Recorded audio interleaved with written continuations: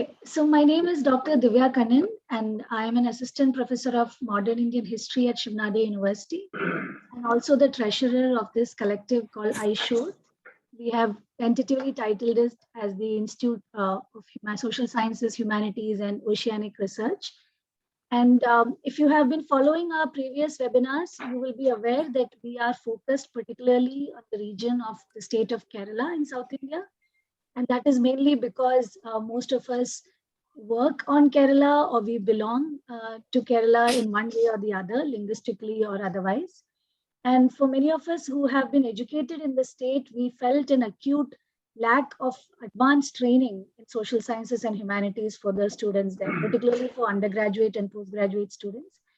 And it is sort of an humble attempt on our part for many of us who have benefited from better education and facilities outside of Kerala to be able to give back in some way or the other to students and early career researchers back home. Having said that, our focus is not just on the state. We also aim to integrate the study of Kerala with the international study programs. We would also like scholars working on other parts of South India to collaborate with us. But most importantly, we also want to invest our time and energy in developing pedagogical resources and to expose students to scholars across the board, who we hope will inspire them to conduct research on Kerala. So today I'm very happy to welcome all of you to our seminar. We have with us Professor Dilip Menon, who is currently at the University of Witwatersrand, South Africa. And the discussant today is Dr. Mahvish Ahmad from the London School of Economics and Political Science. And we're very glad to have all of you here. We encourage you to sign up to our future events. And if all goes well, by the end of the year, we should be able to have more in-person meetings. So over to the chair of the meeting from the University of Sree Sankaracharya, Malayalam department, after which Mahvish will introduce the speaker and Professor Dilip Menon will start his talk. Thank you. Hello everyone. On behalf of the Department of Malayalam, Sree Sankaracharya University of Sanskrit Kaladi Regional Campus Koilandi, I am very happy to welcome everyone to this session. For teachers and students of our university, it is such a great opportunity to collaborate with the iShow and listen to Professor Dilip Menon and Dr. Mahvish Ahmad. Sree Sankaracharya University of Sanskrit is a state university that runs in 8 regional campuses across the Kerala. Our university facilitates and promotes both multidisciplinary and interdisciplinary research in social sciences, Sanskrit as well as other Indian and foreign languages. Before handing over to our speakers, I will briefly introduce the speakers. Professor Dilip Menon is Professor of History at the Department of International Relations, University of Witwatersrand. For a decade, he held the Mellon Chair in Indian Studies at the university and Director, Center for Indian Studies in Africa. He is a historian of South Asia and has recently been working with oceanic histories and questions of epistemology from the global south. Professor Menon was recently awarded the 2021 Falling Walls Foundation Prize for Social Sciences and Humanities. His recent publications include the co-edited volumes Capitalisms Towards a Global History 2020 and Ocean as Method, Thinking with the Maritime, Routledge publication 2022. For scholars in Kerala and South Asia at large, his works have been very significant in understanding the changes in the caste and national politics in the early 20th century. Specifically, caste nationalism and communism in South India, published in 1994, is still the most outstanding work in the topic. Today, he would talk about changing theory, doing social sciences in the global south, on the necessity of decolonizing critical theory and different ways of doing this. The Turkish part of his larger project to explore concepts from the global south to study the society and culture in the region instead of depending on the European or global northern concepts. The volume he edited on this is an original, systematic, and radical study drawing on linguistic concepts from 16 languages from Asia, Africa, the Arab world, and South America. We very much look forward to listening to your talk today on this.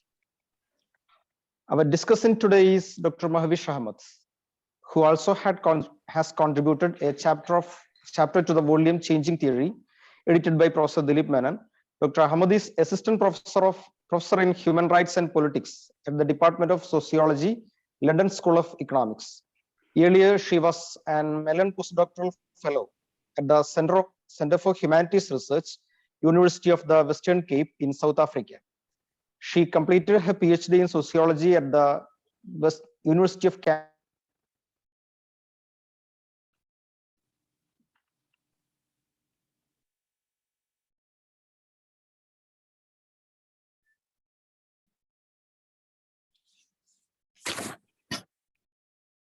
Nasser Mashe mute chedu. Dr. Nasser, you are muted somehow. Please unmute.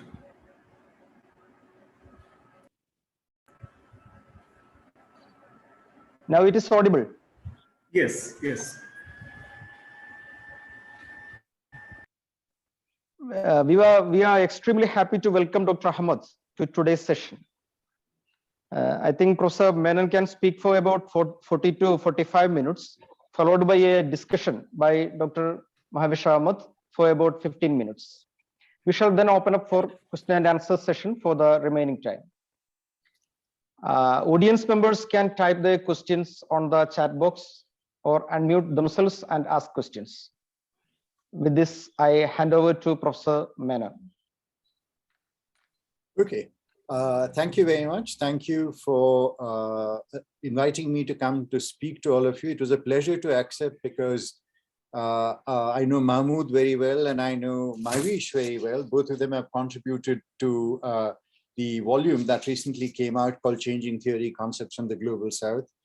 Verghese I've known forever. And I mean, I shan't get into all the people I know on this panel. And this is, so let me just get on to doing this talk. Since I was asked to do this talk at fairly short notice, you've been spared the boredom of a completely constructed paper of 32 pages, which I would have read. So what I'm going to present before you are some of my recent thoughts with regard to doing social sciences from the Global South, part of which will draw upon the volume that has recently been published from Routledge. And then part of it will draw from ongoing work, which is related to the idea of producing a vocabulary from Kerala of social sciences. So and I'll speak about three themes. The first theme is actually trying to think through ideas of decolonizing, decolonization, and decoloniality, which, as you know, in the public sphere is often confused. You know, people are criticizing the idea of decoloniality through summoning up the word decolonization and vice versa. The second theme is about trying to think about the idea of the social sciences themselves and the construction of a certain idea of the social sciences, which is premised on an idea of modernity and an idea of a Euro-American construction of the idea of modernity. And so both of these, both the first theme and the second theme, call upon us to reflect on what it would be to produce theory from our spaces. The final section, I will try and think through certain words, as it were, and words which are both in requirement of further reflection and work to render them as concepts, as well as speak about the idea of the demotic, that there are words that we use in everyday conversation that need further reflection because they are words that reflect certain deep structures of thinking within the societies that we live in. So to begin, I think there is a large confusion right now in the ways in which people speak about the idea of doing theory differently, of moving away from some of the legacies of colonialism and so on. And very often this triad of words decolonizing, decolonization, and decoloniality are run simultaneously as if they meant the same thing. In 2016, when we had the Fees Must Fall and Decolonize Education movement at the University of Witwatersrand, students were very clear that the university needed to reform its pedagogy, that the university needed to rethink what it was teaching, because South Africa had moved beyond the apartheid system in the 1990s, but for 30 years we had continued with business as usual. Now, this is something that in India we haven't really had. I mean, in India, because most of our universities have unfortunately become factories, students go to universities in order to learn what the university has to teach them. They don't go to the universities to teach the universities what to teach. And in South Africa, that has been the most significant moment for us.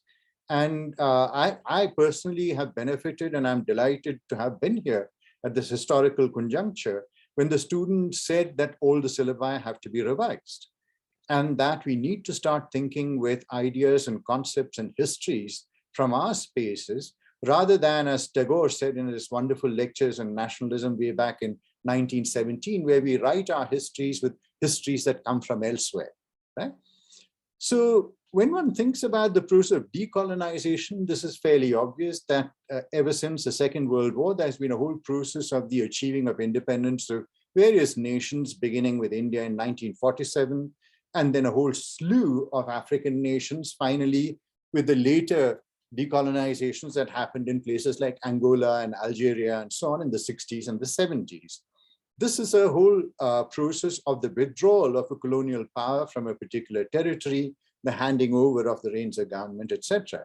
But when we think about the idea of decolonizing, what we are thinking about is a moment after, right? It's not the whole process of decolonization itself, which is an administrative maneuver, but the whole process of decolonizing, which is a more comprehensive kind of historical and political set of procedures that have to be followed. So for example, when the Supreme Court finally set aside the criminalization of homosexuality in India, what it was doing was removing from our legal paradigm a law that had been set in place under colonialism.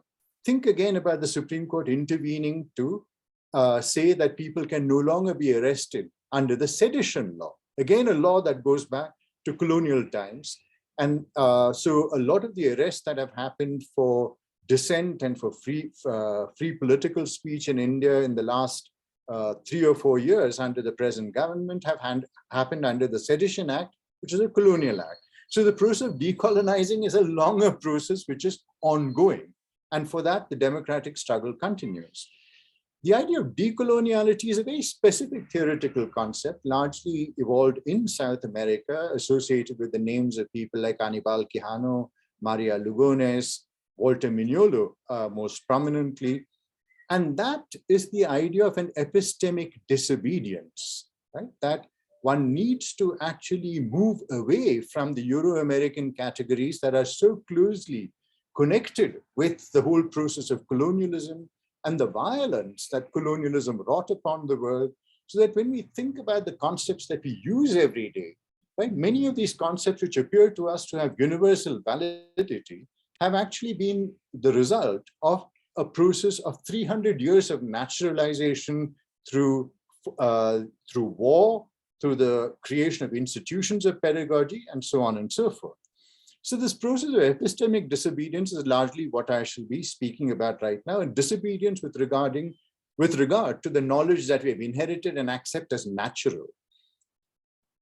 So if you think back to the ways in which Indian historiography has engaged with this problem, you have, of course, we all go back to that founding moment, the founding moment that created historians like me and my generation, subaltern studies, where Ranajit Guha, in his Dominance Without Hegemony, has this wonderfully plungent, resonant phrase where he says that there was one war that the British didn't win, and that was one battle that the British didn't win, and that was the battle for the Indian mind.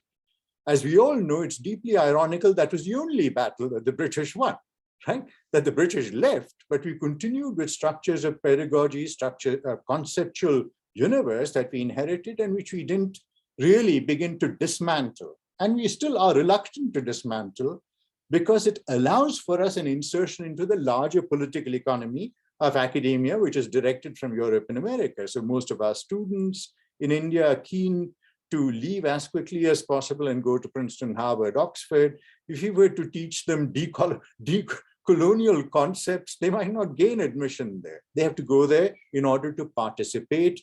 They have to go in order to publish subsequently in journals, which have a certain structure of social science vocabulary, which is governed by the political economy of the academic world as it's created. So this question that Ashish Nandi raised in his Intimate Enemy way back in the 1980s about the loss and recovery of self under colonialism, I think we are very aware of the sense of loss with regard to identity, the sense of loss with regard to systems of knowledge, the sense of loss with regard to our sense of political autonomy in the larger global circuit that we occupy, that the recovery of self is yet to happen. And one of the things about the political economy of knowledge that I keep talking about is that there has been a deep ambivalence towards engaging with systems of intellection, traditions of thought from within our spaces, whether it's in the Arab world or in Asia or Africa. And very often there is a kind of deep ambiguity in the way in which we approach this question. This is very evident in Dipesh Chakravarty's book, Provincializing Europe, which was, again, in the 90s, one of the books that marked a departure, a seeming act of disobedience, which, of course, ended with that wonderfully tragic phrase of the gift of the Enlightenment, that an entire book that sought to provincialize Europe finally argued that Europe had provided us with the gift of certain conceptual categories which we needed to work with. But on the other hand, we also have the stand that was taken by Ngugi wa Thiong'o, the Kenyan intellectual, in Decolonizing the Mind, a book that was written again in the 1980s, which argued for the decolonizing of the mind, of epistemic disobedience. And Ngugi took then the radical step of saying that he would no more write in English, that he would start writing in Gikuyu. Now, this over a period of time became a self-defeating maneuver, because in order to write and speak, you have to have a constituency of listeners. So what Ngugi was trying at that point was to create that constituency, but that constituency did not come into existence. So this reminds me again of this wonderful episode in one of Werner Herzog's films, Where the Green Ants Dream, which is set in Australia among the Aboriginals. And there are wonderful scenes of Aboriginals sitting in the middle of supermarkets around shelves stacked with detergents and praying, because that used to be the sites where they dreamed of their ancestors. And in this devastation of a conceptual universe, there's one scene where a judge has summoned up various Aboriginal leaders, interpreters, and so on, and each of them is making claims for land. And at some point, one of the the various Aboriginals come up and speak. Their work, what they say is interpreted. The judge decides whether the land should be given to them or not, and so on and so forth. It's a white man, of course, who's sitting in judgment. Then one of the Aboriginals stands up and he makes an impassioned plea, an eloquent plea, and he speaks for long. And there is thunderous silence in the room. The judge asks, so what has this man just said? And one of the people say, well, he's dumb. And so the judge says, what do you mean he's dumb? He's been speaking. And they say he's the last speaker of his language. No one understands what he says. And in one sense, this connects up with Ngugi's attempt to write in Gikuyu, because even within the Gikuyu community, there weren't enough people who were able to read his work. So Ngugi goes back to writing in English. So this problem of address, the problem of a constituency, the problem of who listens when you speak, all of these are crucial.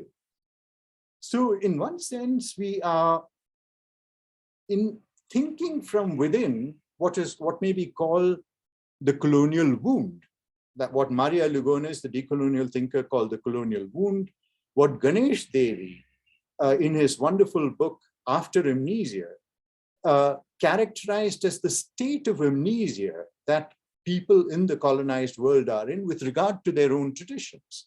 So it is not very easy for us to go back sideways or whatever to summon up traditions of thinking in Malayalam, Bengali, even Sanskrit, that a lot of hard work has to be put in, but there is also the lack of a will, because as I said, the larger political economy of the academy pressurizes us into another kind of trajectory that aligns us like sunflowers staring at the sun towards the north, towards the global north.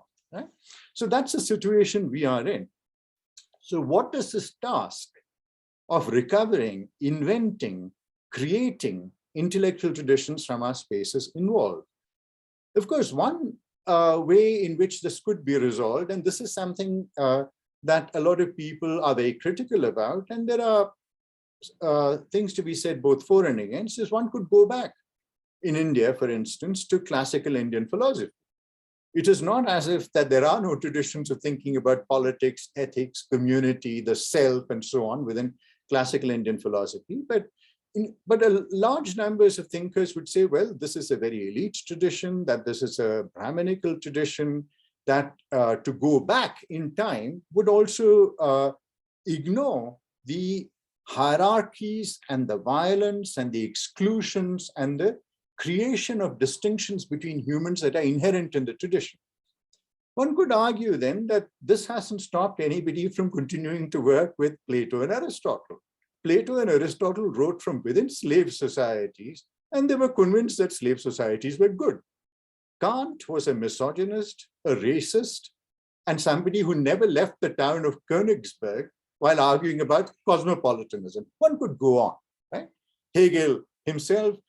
So the thing here is that is the work that is required to recuperate, right? John Locke, right? John Locke again argues that, and this is something that most of you are familiar with, that when most colonial ideologies of expropriation of the land of Native Americans and others were premised on Locke's idea that land should belong to those who actually made it more productive and so on and so forth.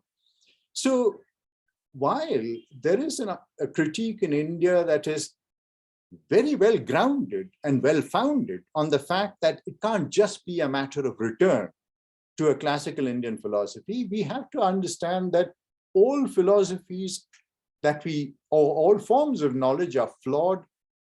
The work of critical inquiry consists in the act of recuperation. If you look at Ambedkar's work as well, Ambedkar insistently went back to classical Indian thought, to Pali thought, Buddhism, in order to find for himself a place within it and to find a library of categories and a vocabulary that he could use to forge a modern democratic India. So this is a question that I'm putting before you. There is no easy answer to this. It's not a question of an easy return back to a tradition. There is work to be done, which we haven't begun to do. But another way of looking at this, just to give you an example, there was one moment in the subaltern studies volumes. I mean, so if you remember elementary aspects of peasant insurgency in colonial India, Ranjit Guha, in that book, which was almost entirely beholden to French structuralism, British Marxism, German idealism, and so on and so forth, there's a scintilla, a moment of light in the book, where he actually, in a footnote, a very longish footnote, discusses Panini, Bhartrihari, and so on, and takes up the idea of Atidesha from Sanskrit grammar. Right? The idea of a logical progression, a logical transference. And he uses Atidesha in order to argue that when a peasant attacks a moneylender, then attacks a colonial official, that there is a progression happening here, a logical progression where there are the elements of power that become evident. So the connection between the moneylender and the colonial government, there is a kind of natural succession. And this was a very profound idea, but then that was it. It was a footnote, right? A longish footnote, a mention, and then he moves on to discuss Barth and reading against the grain and various other arguments. But for me, as an undergraduate, I remember when I read Elementary Aspects, it was that footnote that stuck in my mind for 30 years. So when I started this whole project of thinking about what is it to produce knowledge from our spaces, that footnote was the seed that I hope has created a larger body of knowledge that I would like to work with. So that's one form, one direction one can take of going back, as it were. The other direction is going sideways.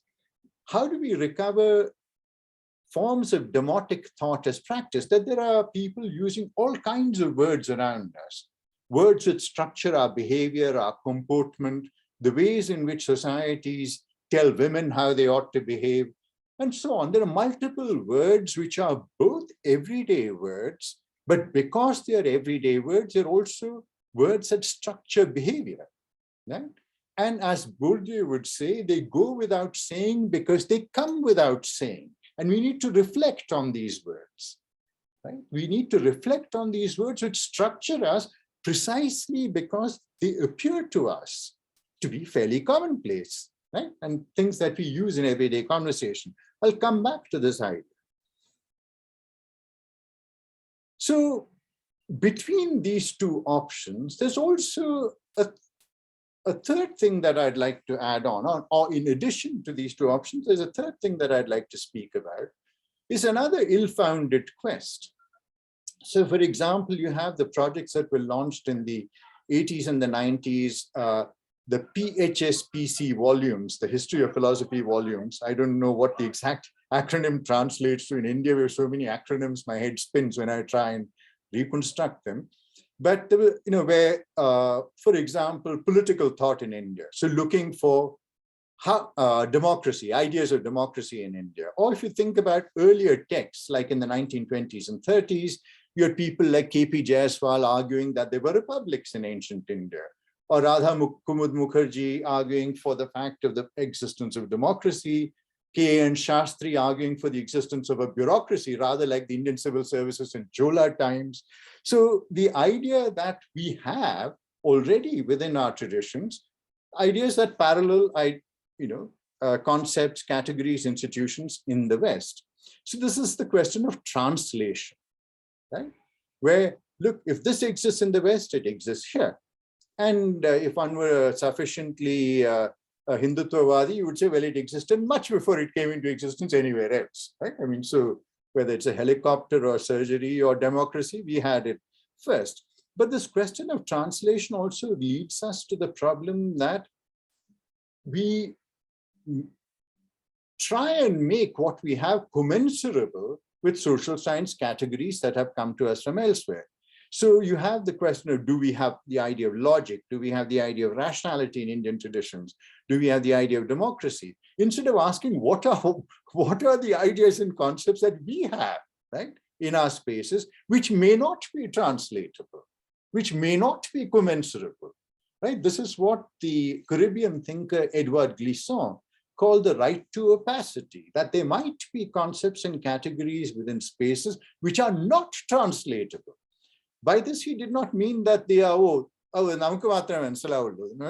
wasn't the idea, that only we can understand this. What he was saying is that there are ideas that are characterized, that are characteristic of certain spaces where there is a question of temporality. One needs time and work in order to engage with whether these ideas can travel or not. So the second, I thought I would actually go on for 30 minutes at the rate at which I'm going to go on for 2 hours. So somebody has to stop me at some point. So the second point that I wanted to talk about was how our very idea of the social sciences is governed by the idea of modernity. I mean, so there's this phrase that's attributed or misattributed by Dipesh Chakravarti to Heidegger. It actually is something that a Yiddish thinker came up with, where he says a language is nothing but a dialect backed by an army and a navy, right?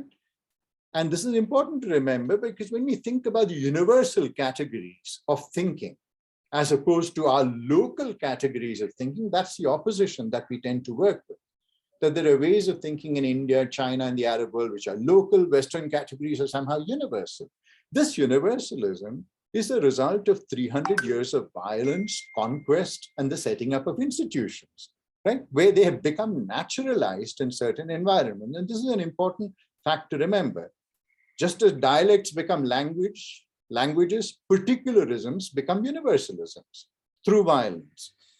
So when we think about this idea of modernity, modernity appears to us to be a temporal concept, right? So you have the ancient, medieval, modern, and so on, and the idea of modernity, but it's also a political concept because not everybody is modern. It's again, to go back to Dipesh Chakravarti's wonderful phrase, there are many of us who are condemned to remain in the waiting rooms of history, right? Trying to be modern, aspiring to be modern, not yet modern, and so on and so forth, various qualifications in a race that has already been rigged from the start, so to speak. Right? And there's certain forms of behavior that are characterized as not modern, there are certain forms of government. So the idea of failed states, for example, in Asia and Africa, and you would think that America under Trump or England under Boris Johnson reflect many of the conditions that we seem to be suffering from. So if you think about certain categories which are central to our social sciences, ideas like secularism, individualism, state, nation, and so on and so forth, these are also categories that are categories inflected by the political, right? So when Islam enters Europe, it is the non-modern entering a modern space, right? And so the whole idea of the veil, if you think about the discussions around the wearing of the veil in France, fundamental to it was that these people belong to another time, right? They don't live at the same time as us. This is what the anthropologist Johannes Fabian called the denial of coevalence, that you live at the same time, but you actually occupy another time altogether. So if you think with the idea of secularism, we are constantly caught up with the idea that India hasn't become secular, as if there is a neutral space that we will get into where everybody will reject all forms of religious identity and we shall just be citizens, something the abstract Indian citizen. But this is not going to be. So if we think about what are the ideas that a religious tradition offers us with regard to self, community, environment, and so on and so forth, this opposition between religion and secularism seems to be rather unproductive. So if you think about, for example, the episode in the Mahabharata about the burning of the Khandava forest, right? I mean, I bring this up because we're all concerned with questions of global warming and so on. The burning of the Khandava forest, which then establishes a state, right? We established the palace, the state, and so on. The entire story of the Khandava, the burning of the Khandava forest, is told to us through the mouth of a mother bird who is concerned about the loss of her children's lives.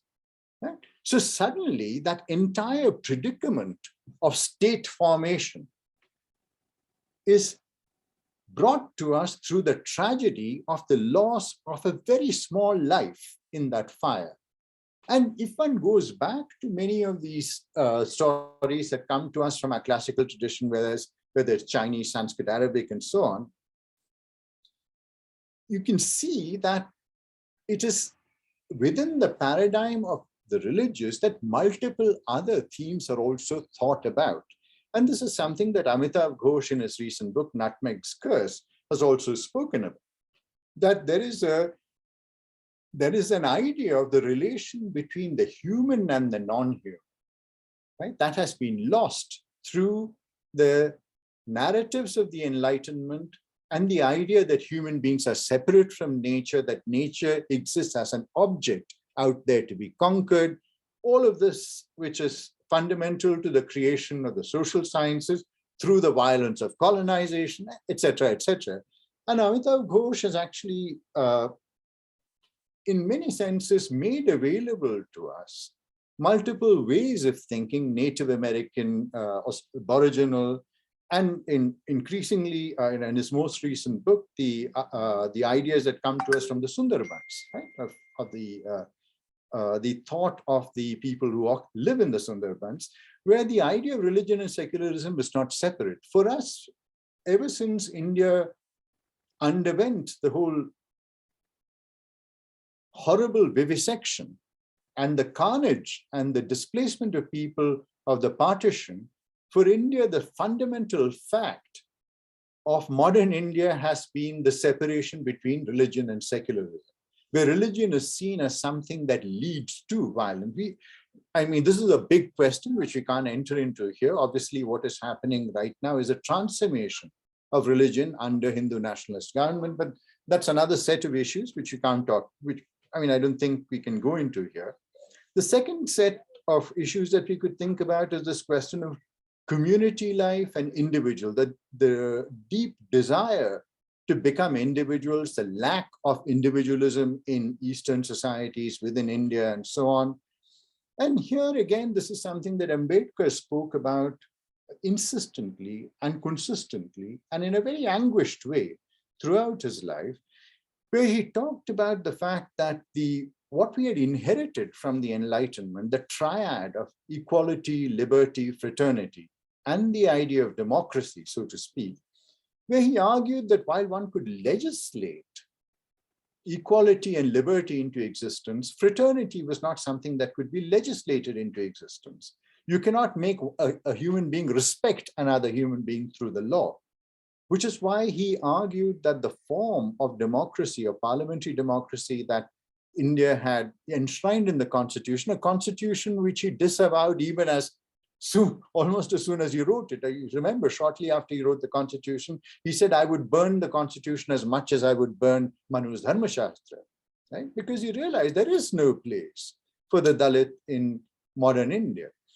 So this question of democracy and the question of the import, the histories from elsewhere that have been brought into the generation of a form of political government. This is not to say that we must have the form of government that we have now, which is an authoritarian fascist government. That is also arguably an import, though Ambedkar had a huge cavil with the idea of the use of the word fascism in the Indian context, because he said that, look, we have nothing to learn from the Nazis. 2000 years, you managed to create a hierarchy which is accepted, right? No one sees this as evil, right? Unlike Nazism, which is seen as evil. So he said that Hitler had a lot to learn from the Indian caste system, but that's another set of issues. This question of state, the question of the nation state, and questions of territory within which we conduct our studies, which has been hugely delimiting. When we think about the fact that when you study something called modern India, we have this idea of India, which stretches from Kashmir to Kanyakumari, Gujarat to Manipur, Nagaland, and so on. And the idea of this territory being the sacrosanct space for studying history, for example.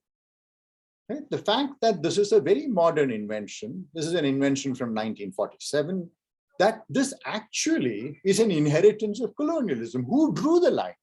The lines were drawn by the British, by a lawyer who came in, Sir Cyril Radcliffe, who came in for a day, drew a line and went back to his clubs in London, occasioning a wonderful poem by W.H. Auden on this lawyer who came to India to draw a line.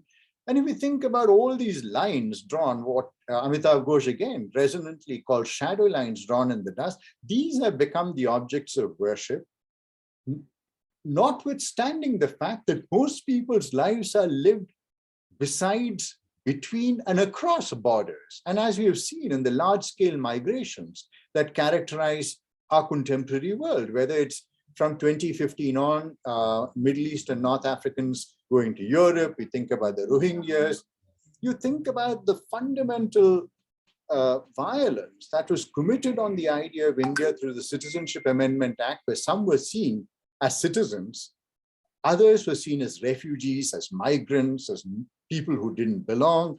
So many of these inheritances that we have from a social theory, which we so deeply aspire to, these are the obscure objects of our desire: secularism, the idea of the individual, the idea of the nation, all of these have kind of structured the ways in which we have thought about how to live together.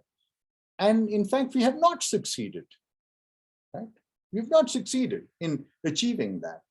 And fundamental to the political problems of India is the distinction that has been created between the citizen and the non-citizen, just as much as fundamental to India has been the idea of who is more human than somebody else, which is what the idea of caste is about, right? One could very well ask, does the Dalit have a right to life in India? And the answer would be no. Legally, yes. Sociologically, no. Finally, the question of thinking with words. And so in the beginning, I mean, the book was mentioned, Changing Theory, Concepts from the Global South, where over 4 years and 2 conferences, I tried to bring together people working with 16 languages and across multiple disciplines and multiple geographical affiliations, and ask them to think with a word. Right? Take a word. So Mahmood wrote on the word Marumakatayam, Mahvish wrote on the word Musafir. And these are not words with a long history of intellection.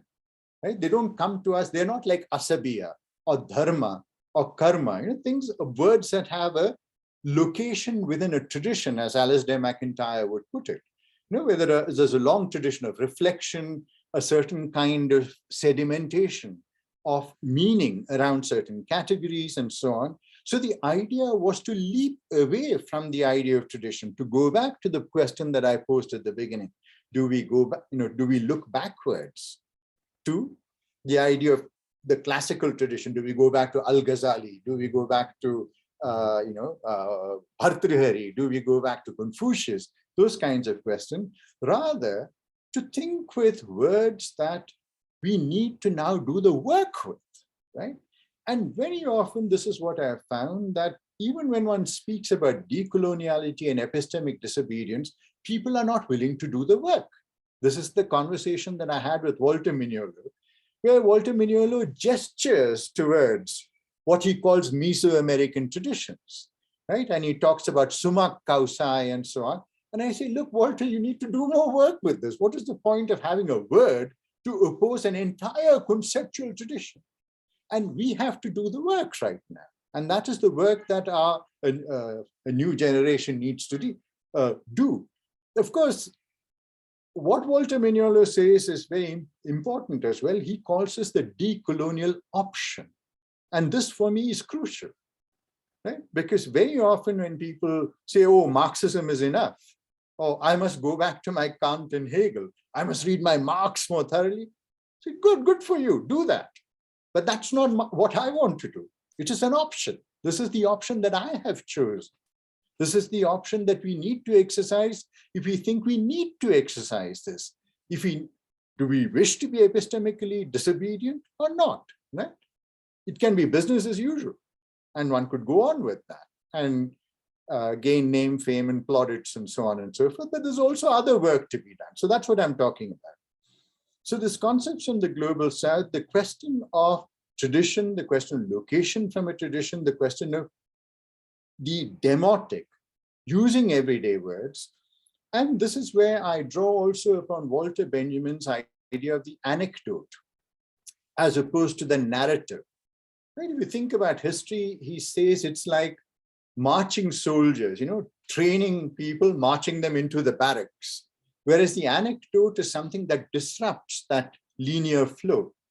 And to give you an example again, and I always find it easier to think with examples and to talk with examples, Amlan Dasgupta, who is based in Calcutta, has this wonderful study of gharanas, musical gharanas, and he looks at the method of impartation of knowledge within gharanas, of musical traditions, ways of playing, and so on. And what the guru or what the ustad or the guru does when teaching a student is to tell them a story. So the student would say, how is X rag? What is the mood of X rag? How is it to be played? The answer is not given in terms of, look, in our tradition, in our gharana, this is how we do it. A story will be told to them of an occasion that happened in the recent past, 100 years ago, where somebody did something, right? And it becomes an open-ended example that opens up to a mode of doing things, a contextual location of thinking. So the anecdote becomes a mode of instruction and of incorporation into a perceived tradition. So this thinking with anecdote is very similar to this thinking with words, which don't belong to a tradition, because what we are trying here to do is to bring multiple words and multiple languages into conversation across the global south. I'll take up 3 words and then 2 words. Right? How much time do I have? Will somebody tell me how much time I have left? Maybe 5 to 7 minutes. Okay, that's excellent. So 5 to 7 minutes is enough. I'll probably deal with, so in the volume, in Concepts from the Global South, there is one word which for me struck, which is what began this project. It's a word that both Mahmood and Mahvish will be familiar with. It's a Zulu word, isitungutu. And this is a word that is not in everyday conversation in Zulu, and people don't know about it. You asked, and if you ask Zulu speaker, proficient Zulu speaker, what does isitungutu mean? They may say, I don't know. It actually appears as a marginal notation in the work of James Stewart, who was compiling a dictionary in the late 19th century of the Zulu language. You know how dictionaries were compiled in, for Malayalam and so on by missionaries, and where the idea would be that the missionary, in order to convey the word of the Lord, as it were, would go and talk to communities and say, what is the word for love in your language? What is the word for peace in your language? What is the word for obedience in your language? What is the word for God in your language? And so on and so forth. So that's what James Stewart was doing with the Zulu language in the late 19th century. So there's an old man called Tununu, who belonged to the royal family of Shaka Zulu, and he was puzzled by this enterprise. And luckily for him, the first train lines had started. So he takes a train for the first time in his life, and he goes all the way to Durban to meet James Stewart. And he asks James Stewart, so what is all of this about? James Stewart is excited because here is this man who comes from a royal family, and he persistently pesters him with questions. So what about Shaka Zulu? What do you say for war? What are the terms of settlement of war and so on? And Tununu tells him, all you have to do is read and write. As for me, I feel isitungutu. So immediately, James Stewart recognizes a new word, does a marginal notation. Then he asks Tununu, what do you mean by this? And Tununu says, look, you're asking me all of these questions. These are not my questions. Right? So when you ask me a question, I can't provide an answer because this is not the question to which I have an answer or want to provide an answer. And that for me captured much of what Edward Glissant is saying in the right to opacity, about the right to opacity, questions of translatability, questions of concepts that are central, concepts and ways of thinking that are central to a community, to a space, to which you cannot come in with a question that doesn't belong to that space. Right? So when we ask the kinds of questions that a lot of intellectuals have been doing in India, so as why don't we have revolution in India was a big question, right? And the question was not, what are the forms of political mobilization and political activity we have in India, right? So the isitungutu lies in that space of discomfort and unease. The other word that is, which I found very important was Mahvish's word musafir. Now, musafir is a word that exists in Arabic, in Persian, in Urdu. It means traveler most generally. But given the political situation in Balochistan, it begins to carry a certain weight. So the idea of the musafir becomes not just that a mere traveler, it becomes that of somebody who travels not only for themselves, but travels because they have to. The musafir becomes the person in exile. The musafir becomes the person who travels so that others can stay back. and so on and so forth. So suddenly speaking about that word or writing about that word, that everyday word, the word begins to acquire huge conceptual implications in terms of belonging, in terms of travel, in terms of political identity, and so on and so forth. I'll end with two words in Malayalam, which I'm writing about right now for a project that I'm doing with the University of Cambridge called Political Vernaculars in South Asia. So this is an everyday word. All of you who speak Malayalam will recognize it. The idea of udukkuga and udukkam. Right? Now, as you know, these have two different kinds of meaning. So if you go, so for example, if you're late in the evening and you are in Trivandrum or Calicut and you want an auto and you stop the auto rickshaw driver and he says, "Sare petilya, udukkam unduva." You know that the vehicle has to be put away or parked. Or you're in a bus and, as is the propensity of most young men, they fall on women standing in front of, but then they would turn to them, can't you stand in your own place?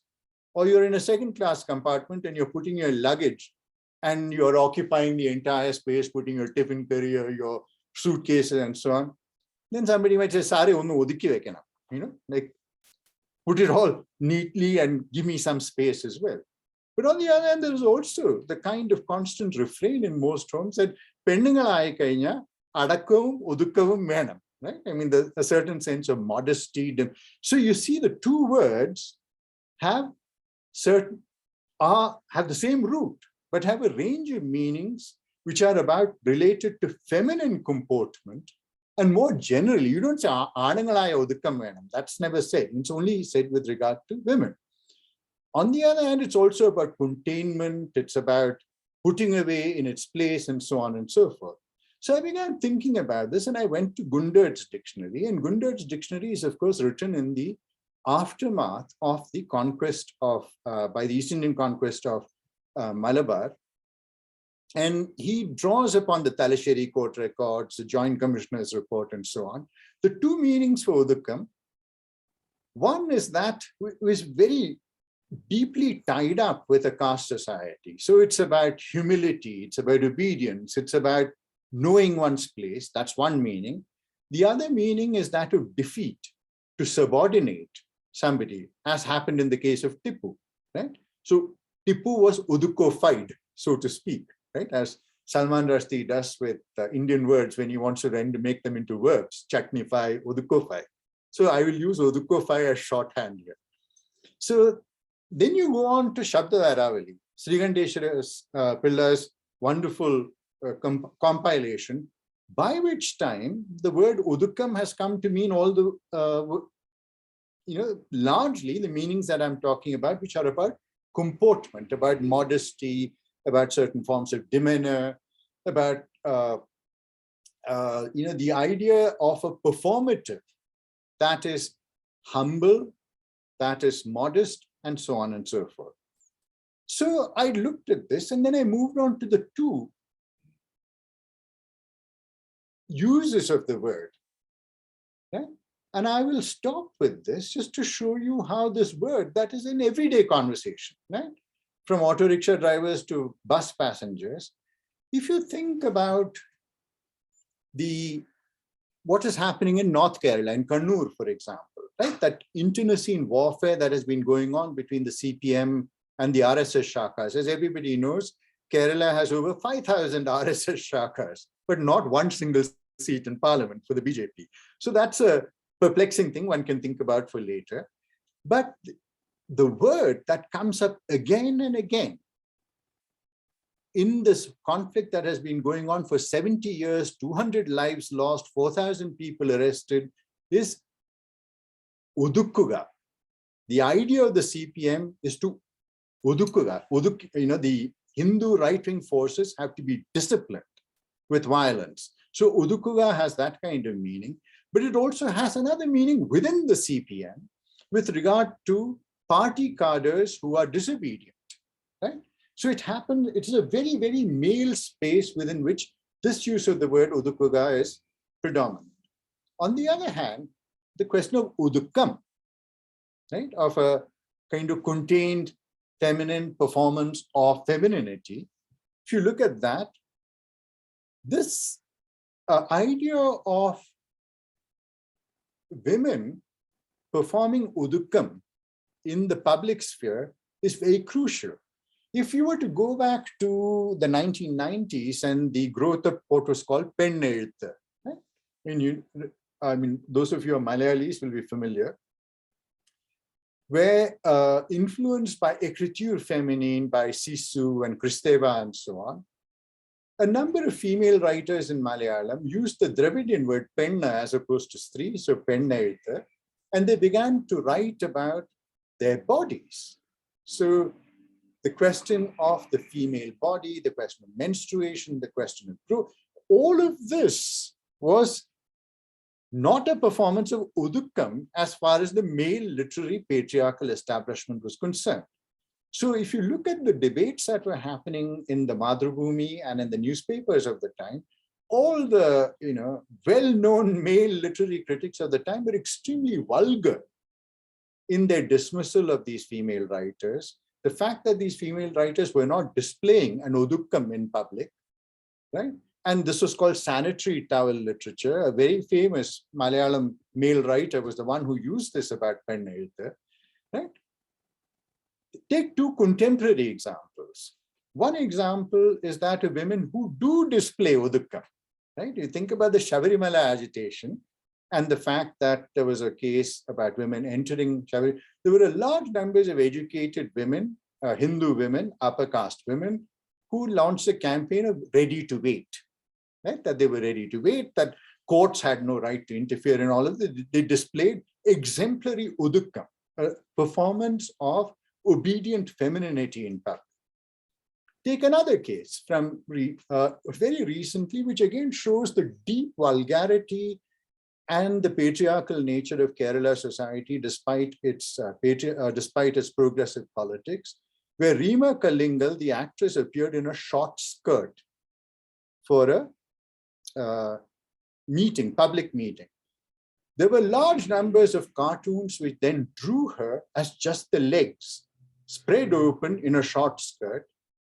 And Reema Kallingal, of course, had not performed udukam in public. So she had to be castigated and disciplined just as much as male cadres within the CPM and the RSS had to be disciplined. And Reema Kallingal, of course, brushed this aside. And we have legs, she said. Right? And which is a wonderful retort, that women have legs. So what? Get on, get on with it. Right? So if you think about these two words, udukam and udukkuga, here again, there is a huge scope for understanding the fundamental contradictions in Kerala society, which are about a certain kind of aggressive masculinity and the require to perform a subordinate and submissive femininity. So here again, the idea of developing concepts from everyday words, developing concepts that help to explain what goes on around us is something that we could think with. And this is what doing social sciences from the global south could be as well, that we just need to think with what is around us, right? And the foremost theoreticians of all of this have been the Dalit theoreticians, who have summoned up this question of experience as fundamental to theorizing about the nature of Indian society. Those of you who have read Gopal Guru's work on humiliation, or the work that he wrote with Sundar Sarukai on practices of the everyday, or finally Aniket Zavre's wonderful book on touch, that which is forbidden in Indian society. Right? So I'll stop there. Thank you.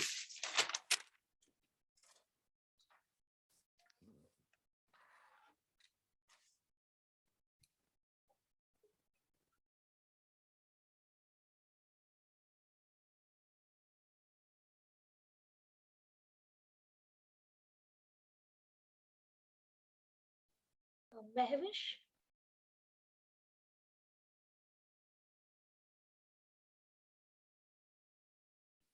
Thank you. I wasn't able to unmute myself, so thank you so much. Thank you, Dilip, for this wonderful talk and for all of your work on the volume.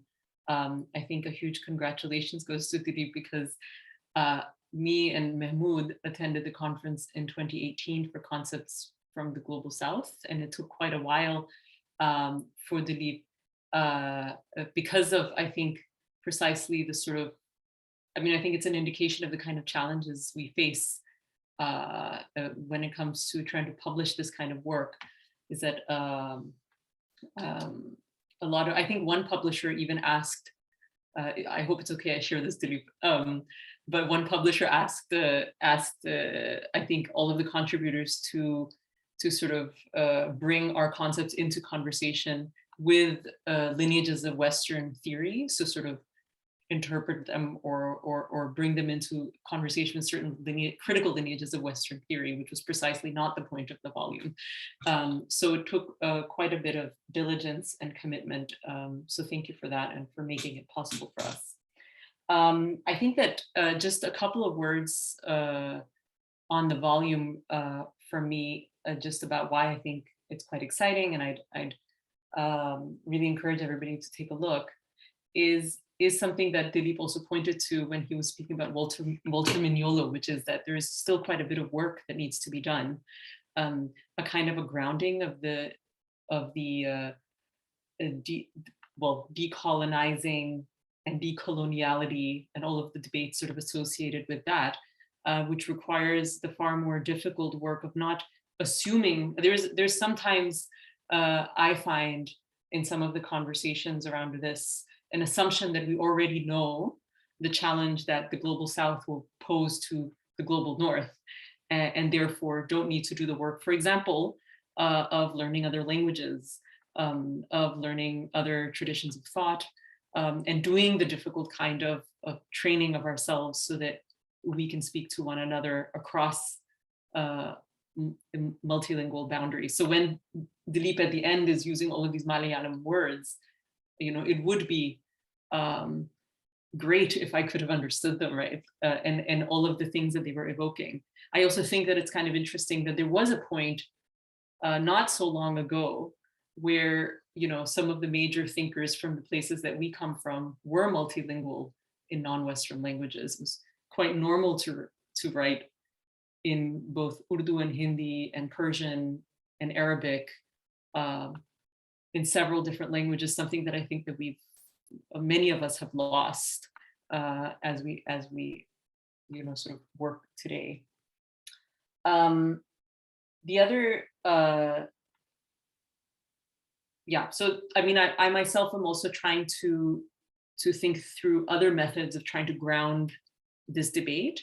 And one of them, which Dilip is also involved with, is revolutionary papers, where Dilip has spoken briefly, and we hope to hear more from him, about a communist paper from Kerala called Dawn, I think, Prabhatam, and trying to ground again some of these debates in the written traditions, in the 20th century.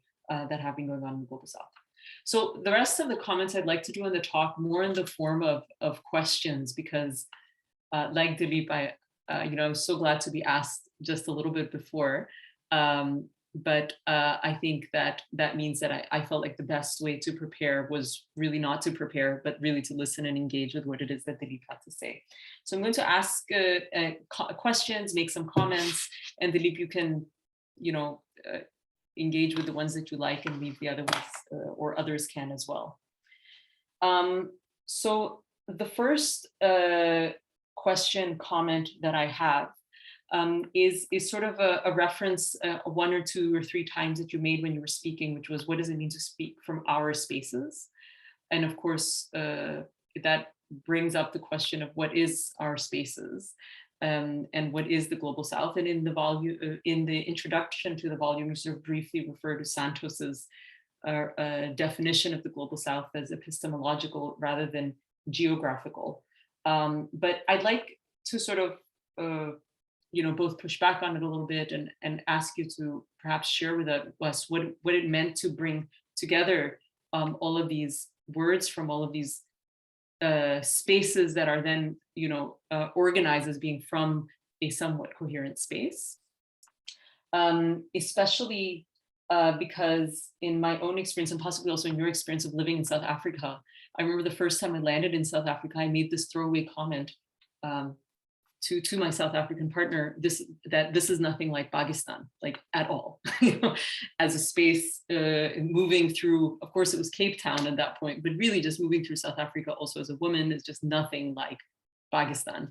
And that for me brings up the very important point that I've been thinking a lot about, which is that the Global South is epistemological, but it is also very much geographical.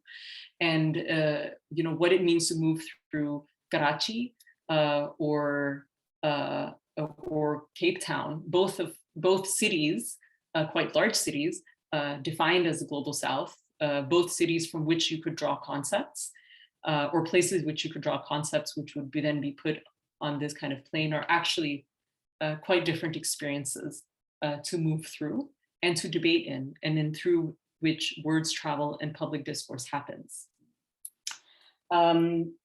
Associated with that is the question of the point that you brought up around the return to a language, and you brought up the example of Ngugi and Gikuyu, and Ngugi running into the problem of writing in Gikuyu, but then they're not trying to create a readership constituency that wasn't there.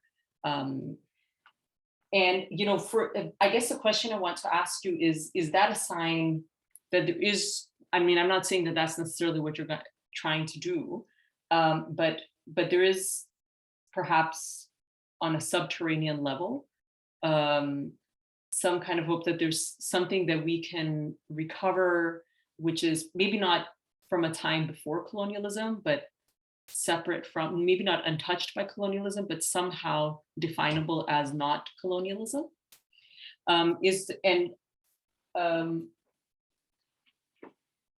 With that, one of the things I remember also that you insisted on at the conference and have insisted on in the volume is in remaining with the hard particularity of these concepts in their original languages, and not trying to do the work of translation.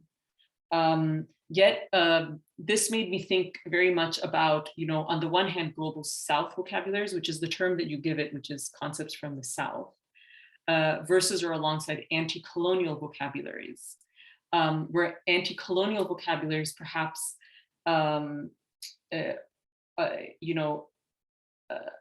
first of all, what do you see the relationship between the two? And second of all, does anti-colonial vocabulary developed in various different kinds of languages not require translation for the purposes of global anti-colonial organizing? And how do you see the tension between, what is the difference between these two, and what is the place of translation, and what kind of political work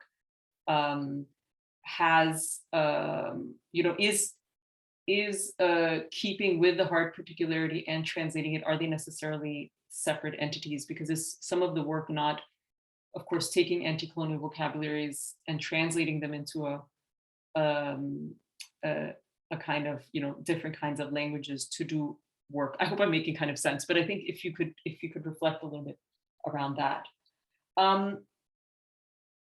The third kind of question that came up, which you also referred to a little bit, because of obviously the situation in India at the moment with Hindutva and Modi and so on, but which you sort of put aside and said, maybe we can't discuss that because it might be too big of a topic. I'd like to perhaps ask you to revisit it a little bit, which is about, how have you experienced navigating the various co-optations, or how, the co-optations of the decolonial and the anti-colonial, also by certain right-wing forces, and the anti-imperial. And in a Pakistani context, we've just had Imran Khan sort of claim the mantle of anti-imperialism in order to argue that he was really unseated by the US, which is not necessarily the case. And we, of course, also have that happening in various ways by the governing party in India. So there must necessarily be in this project a kind of differentiation that we have to do, that many do. I know Santos does it. He sort of works to differentiate this particular version from that version. What kind of things differentiate the co-optations of this project from what it is that you're doing? Part of that answer is probably obvious, but you might have some other thoughts on it that I'd be curious to hear. The final two comments or questions I have so the second last one is around, you brought up Ambedkar and Dalit thought quite a bit, which was fascinating, and you have work on it yourself. And it's often, I've lately been thinking quite a bit about sort of almost like major Souths and minor Souths. So meaning that that there is, from the context that I work in, and probably also some other contexts, the kind of these minor figure, i.e. not majoritarian or from majoritarian groups in the same way, these minor figures who sometimes have actually had a history of using and maybe retranslating Western categories and social thought. So Ambedkar in particular, vis-a-vis Gandhi, who sort of performs the indigenous, Ambedkar is the suited Dalit theoretician, this PhD and everything. And of course, you do speak about Ambedkar also wanting to burn the Constitution, and yet he's also the author of that Constitution. And so, what is that kind of, what does that relationship say about sort of counter-hegemonic resistance in the global South and its relationship to these vocabularies that are not always from there, in an attempt to subvert some of the more localized hierarchies, particularly caste. Finally, my final comment or question is about, the book is very much about words from the global South, or decolonial, I don't know if you call it decolonial, but definitely Southern concepts. And I'd like to ask, in this project, I mean, we all came to the conference and presented our words, but have you had any thought about a method? I mean, is there a method to this madness that that you have sort of started? Is there a you talked about a decolonial option, an option or a decision to do decolonial work, but is there also a kind of a decolonial method that comes when you pick that option? And if so, what is it? Or is the point that there isn't a method? Is it anti-method in somehow? I was thinking specifically, one of the reasons that I was thinking about this was because the volume also made me think about this this article, I think, that Graeber wrote for this now much maligned anthropological journal called How, about ethnographic concepts, and how anthropologists have also resurrected or used, words like taboo, mana, shamanism, potlatch. These are also words in other languages that then become conceptually mobilized. And anthropologists have done this with a particular set of methods, which includes field work and so on. How is the project that you're doing different? In which ways is it different methodologically and otherwise from this sort of generation of ethnographic concepts that anthropologists have been doing, including the ones that weren't so reflective about their complicity in the colonial project? So I hope this sort of, this is just a constellation of different thoughts and questions and comments. Please feel free to talk about whatever you like and leave the rest. Thank you. And thank you also to the organizers. Thank you so much, Dr. Mahvish, for such great. Sorry. I thought there's a bit of problem with our chair's internet. Dr. Nazar, can you hear us, or otherwise I can? Yes, I can hear. Okay, then. Okay, Yeah, anyway. Okay, thank you, Dr. Mahvish Ahmad. We are grateful for the time and effort you took to share your thoughts and experiences here with us. And this is the time for open discussion. You can type your question on the chat box or unmute your mic and ask questions. Welcome all. Okay. I've actually looked through the questions. I don't suppose we need to read them out separately. So what I'll do is I'll try and take up the questions that were asked, both factual questions, conceptual questions, as well as what Mahvish has said, and try and keep my comments brief, because Mahvish has opened up another universe, which would require another talk to address, and I shall try not to do that. So to answer some fairly specific questions, Manu had asked the question as to which edition of Shabda Dhairavali I have used, and this is a very important question because the Shabda Dhairavali has been Bowdlerized subsequently. I used the original edition, which I inherited from my father, and I also used the current books edition edited by P. Damodaran Nair. So those are the two I don't know about the more recent ones. This question of to get to Mahvish's thing, is there a method in all of this? I mean, the method really is, it's too early for me to tell, right? And certainly I would say that it is the anthropological exercise or a philosophical anthropology that interests me. And in anthropology, you have this very classic distinction between the emic and the etic, the idea of concepts that are drawn from within societies and so on. So here I'm trying to think with that, of concepts that are drawn from within societies. But I'm also aware of the fact that most anthropologists don't know. I mean, and this is something, this has been a process of disillusionment over the many years that I've been in academics. Most anthropologists, Western anthropologists, don't know the languages of the people that they study very well. They pick up on certain ideas, certain concepts.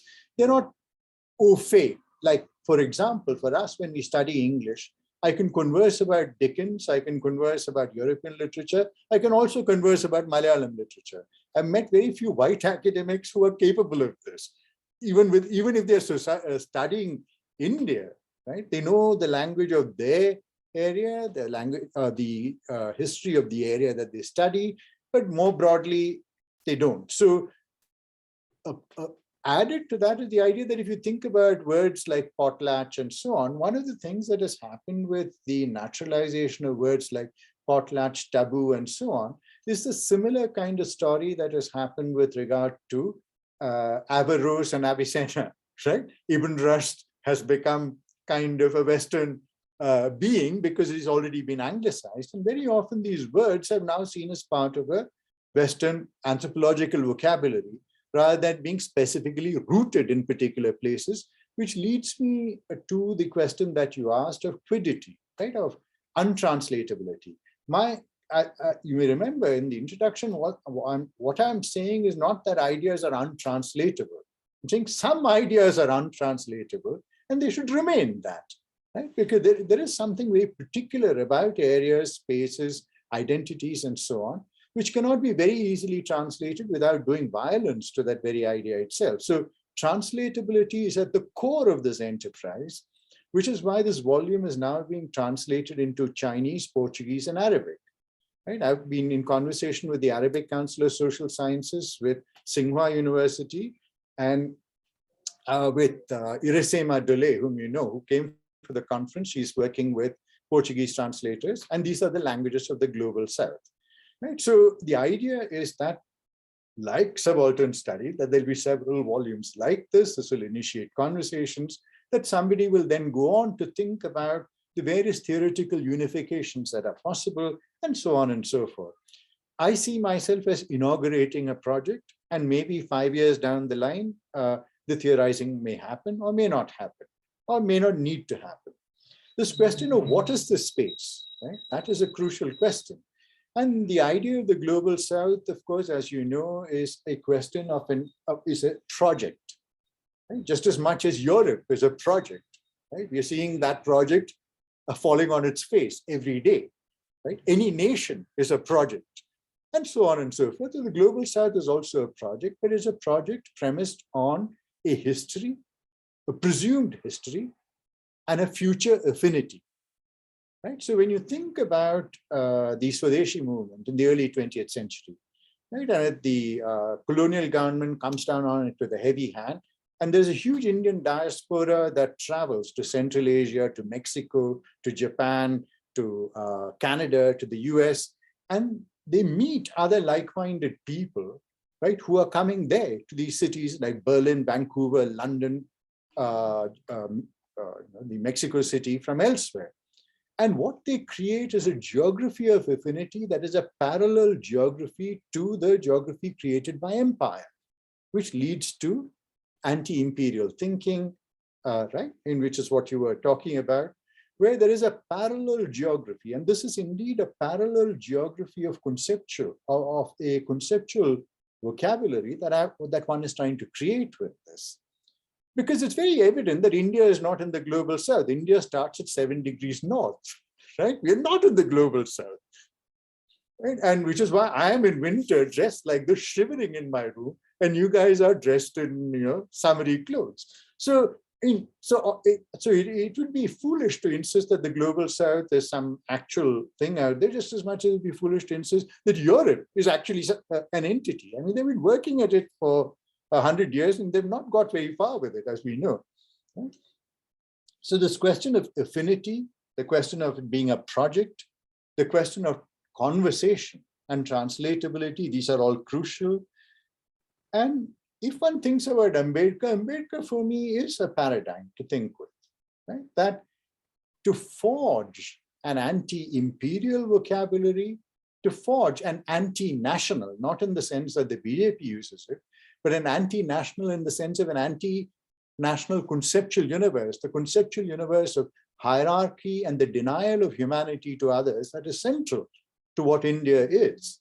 Right? Ambedkar, in order to address this, draws upon a vast geography, draws upon thinkers with whom he has an affinity, to go back to the ideas that I've been talking. So whether it's Dewey, whether it's Grote, whether it's constitutional lawyers from England, whether it is the Buddha, right? Whether it is the Varkari tradition with whom he has a very conflicted relationship of Pandharpur, or whether it is Phule. Right? So there is a vast conceptual vocabulary that he draws upon in it to address the question of why he is denied humanity in India. Right? And so this for me is important, because I found, to go back to more referees' reports, there was a referee who said, oh, this is supposed to be theorizing from the global south, yet the writer cites Benjamin, cites Derrida, and so and it was one of those things that needn't be distinguished by response, that one draws upon an entire conceptual universe, and you draw upon thinkers with whom you share an affinity. Because Derrida himself was very critical of this idea of philosophy as having a point of origin in Greece. And that's the idea that I draw upon, right? That it's a bastardized tradition that we're talking about, an always already miscegenated tradition of philosophy which doesn't have a singular point of origin. It exists only in its circulation, and so on and so forth. The question of what is different, this Varghese asked this question about recuperating tradition, how is it different from provincializing Europe? I think what Dipesh Chakravarti did was to offer a critique in provincializing Europe, a very flawed critique, a tragic critique that showed how beholden he was to that theoretical tradition that he wished to criticize, right? It reminds me of that story in Wu Cheng En's classic text of the, I think it's of the 14th century. Wu Cheng En has this story of the monkey. There's a monkey who attains tremendous powers through meditation, rather like asuras do, and possesses huge philosophical powers as well as supernatural physical powers. So he goes to the Buddha and he challenges him. And the Buddha looks at him and he says, okay, monkey, I mean, you seem to be all-knowing and all-powerful, but can you jump out of my hand? So the monkey says, of course. And so the monkey steps onto the Buddha's hand and he takes a mighty leap. And he leaps for what appears to him to be eons. He seems to be traveling forever. And he comes up against 4 pillars. And being a monkey, he does what a monkey does. He pisses on one of the pillars to show that he's been there. And then he can hear the Buddha's voice asking him, when are you going to jump? Because the Buddha has held his hand like this, and the monkey has never left. And this is what Dipesh's provincializing Europe reminds me of. There is a tremendous strain as he tries to extract himself from that idea of Europe, and in the end ends up thanking Europe for the gift of the Enlightenment. Right? So this question of provincializing Europe is a story of what does not happen. It does not happen in the book. And what he gives us are these very schematic narratives of history 1 and history 2, which are never really explained or worked upon. What might be the substance of a history that is narrated from within another conceptual universe? And in some sense, Mahvish, as you can see, this concept from the global south is that kind of project of actually doing the work, right? Rather than speaking about Adda and other kinds of sentimental Bengali ideas about anyway, so on. But this question of provincializing Europe is very different from recuperating tradition, because recuperating tradition is this act of hard work where, to get back to this question that Santosh has raised as well, I mean, surely our traditions are inflected by violence and hierarchy. Yes, there is no tradition in the world that is not inflected by violence, hierarchy, patriarchy, and all the rest of it. So the work of recuperating tradition is actually an attempt to, one, think with the fact that there is nothing that lies outside of colonialism. Right? You can't go back to some prelapsarian period where there was no colonialism and we can recover ideas that are pure and shining in their kind of allowing us to escape from the horrifying historic experience that you've gone through. So we are working with what we have. And when we recuperate tradition, we are aware not only of the forging of that tradition, we are aware of what has inflected that tradition from elsewhere.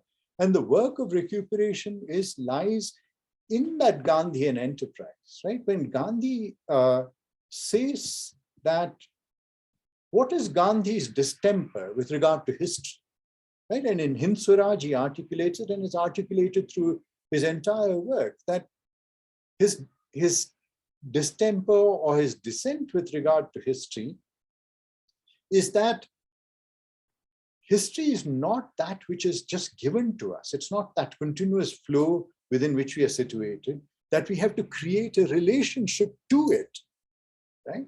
We have to forge a relationship to that history, to rewrite it, to reinsert ourselves in it. And this is what, ironically, Ambedkar was doing, right? But there is a way in which that conversation did not happen between Gandhi and Ambedkar. So this question of recuperating tradition is very much the question, and this is a question that I face so often when I make these presentations in Europe or America. They say, oh, well, we have traditions of democracy, equality, etc., etc. If you were to go back to Confucius, it's a hierarchical, patriarchal thing. We go back to Manu. And I say, look, let's be very clear about this. Europe is not the font of democracy. Look at any thinker within Europe, they're as flawed in their conceptions as like we spoke about Aristotle and Plato and Kant and so on. So I think that idea of recuperating tradition is the work that we are doing, is the work that Gandhi did, is the work that Ambedkar did, and is the work that we are called upon to do, and to resist the siren call of the political economy of academics that requires us to perform, to behave, to have uduktam within that journal space and that space of publication, right? So that's, let me see, are there any other questions that come up? Wait, there's some more questions that have been coming up.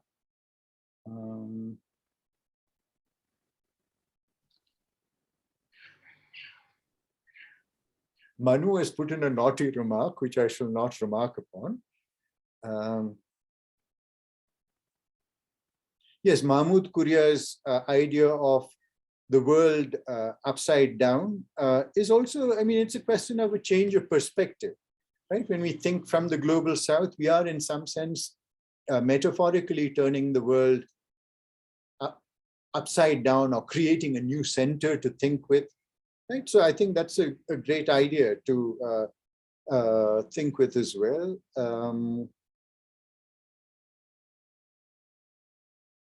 Yes, Priya's question, sorry. So Priya is asking about what more do literary practitioners need to keep in mind? And I think that this whole question has been raised. I mean, if you look at the work of Amitav Ghosh, I mean, what he has done through his work, starting from The Circle of Reason to the most recent account of the narrative that he's written from the Sundarbans, is that he has created another geography, another conceptual universe, another way of thinking about the world. Because I think Amitav Ghosh, from The Circle of Reason, was actually speaking about the vastness of spaces that people inhabit, right? That you're thinking about a world that is already governed by the movement of people, whether voluntary or involuntary, lives which are created through violence.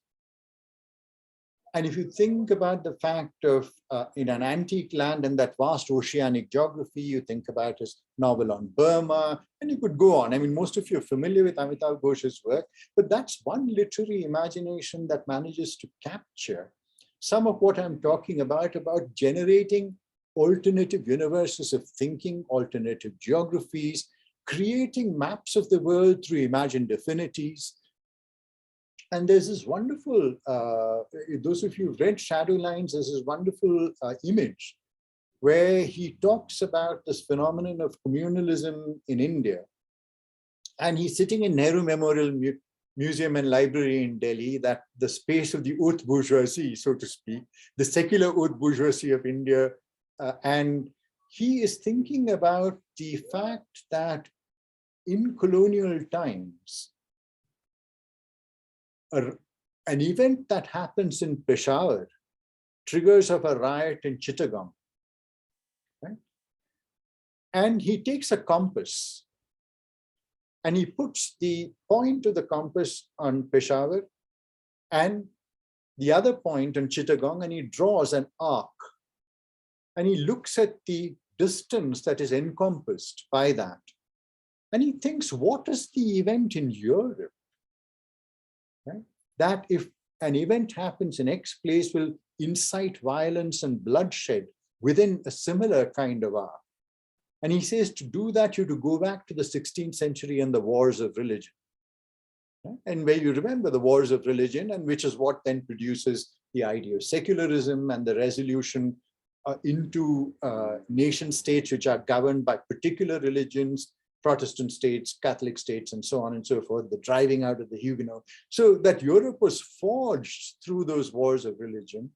And in a kind of hopeful way, he thinks that in India too, maybe this is a phase that we are going through, a historical moment that we are going through, where religious violence is able to summon up the imagination of people in a way that it's happening in India and in Pakistan right now, right?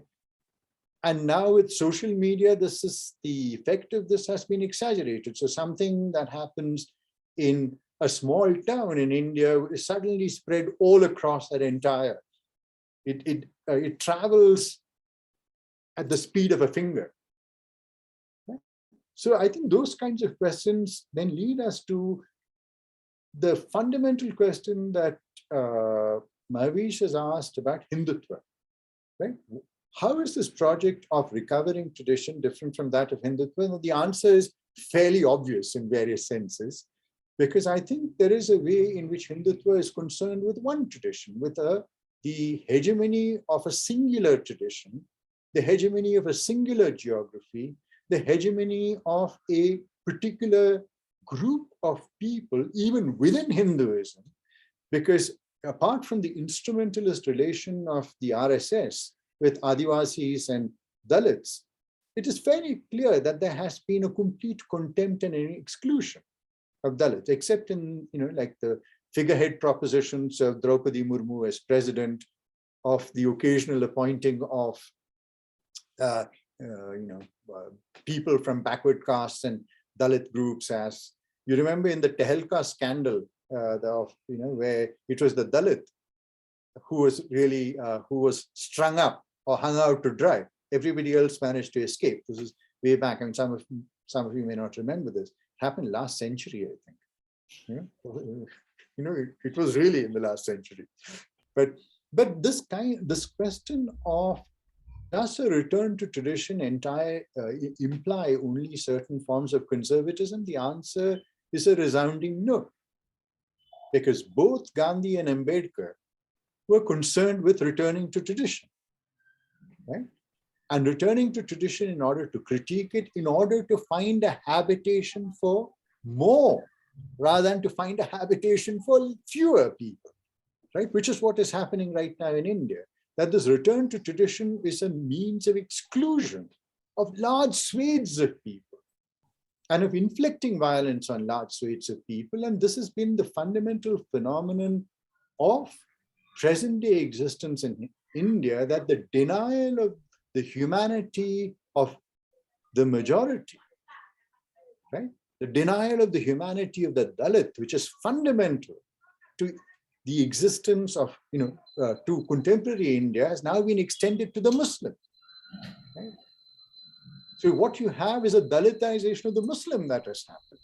So this return to tradition has meant the kind of exaggeration of violence towards more and more groups of people, as there is an attempt to return to a tradition that will define everyone, right? Rather than a tradition which is open, democratic, dissentient, the kind of things that Romila Thapa wrote about in her most recent book. That dissent has been fundamental to the making of Indian society, to the making of Indian tradition, that traditions are characterized by internal dissent rather than conformity. But I'll stop there. I hope I've answered most of the questions. Yeah, let me see. I think maybe if someone would like to, instead of only writing on the chat box, if someone would like to unmute. Professor Korea, may I? Sure. My name is Varatharajan. It should be brief because Sure. I'll be very brief. Thank you. Yeah. Hello, sir. Hyderabad Central University. Yes, that's where I was. I had an opportunity. I know you from there. I know you from there. I have three very short questions. Yeah. One, for want of a better model, do you think there is a need for a Koselekian kind of Ideengeschichte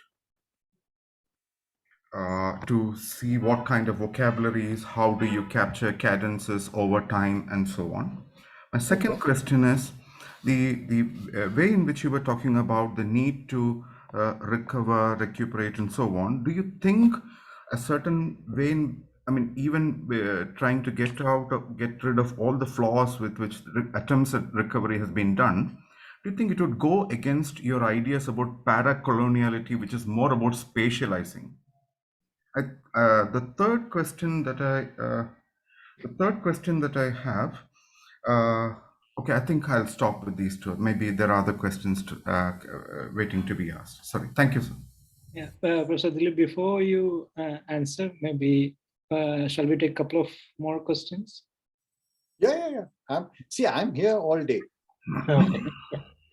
Okay. Mahvish Menon, please.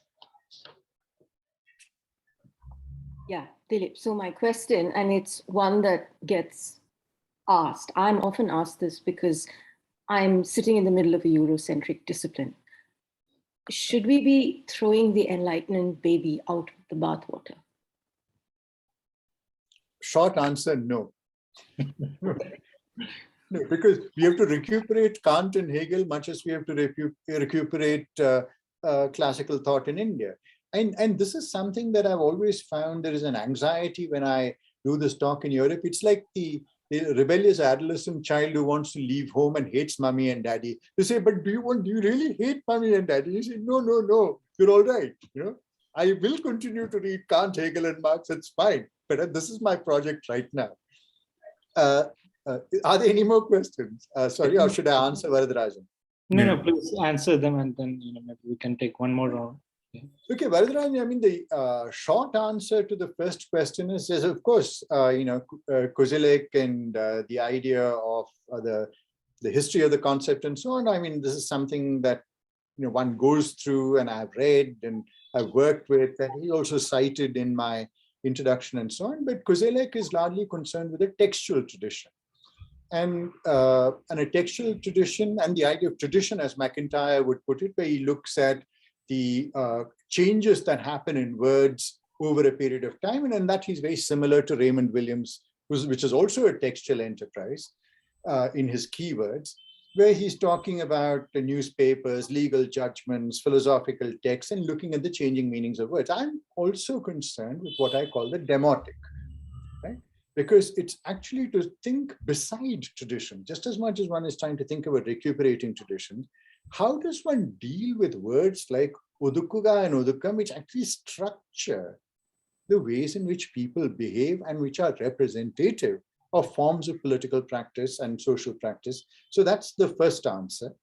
That yes, Kozelek is useful, but Kozelek belongs to a certain kind of textual exposition, which is very, in that sense, very scholastic.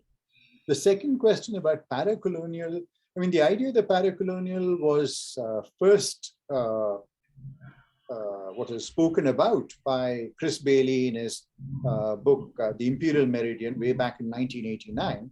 But of course, he didn't elaborate on the idea. And the idea has been elaborated by other people, and Stephanie Newell in one way, with Catherine Schofield with regard to music in another way.